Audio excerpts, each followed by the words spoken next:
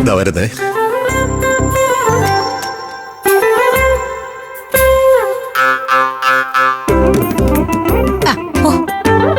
കണ്ട ആ പണി കണ്ടറിയാലോ.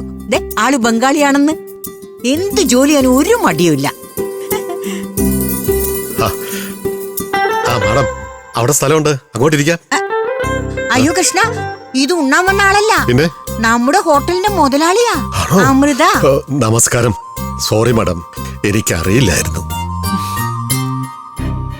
അപ്പോ ഇതാണ് എന്റെ അഭിമന്യുവിന്റെ പെണ്ണ്, നല്ല കുട്ടി. ഞാൻ അനന്ത, അല്ലല്ല, എന്റെ പേര് കൃഷ്ണൻ, നാട് വഴിക്കടവാ.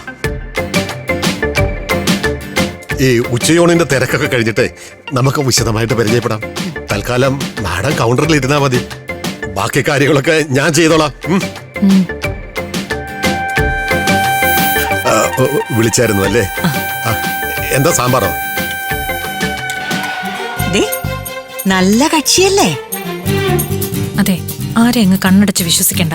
അയാളെ ഒന്ന് ശ്രദ്ധിച്ചോണം. അമൃതമോള് പേടിക്കണ്ട, എന്റെ 2 കണ്ണ് അവന്റെ മേലെ തന്നെയുണ്ട്.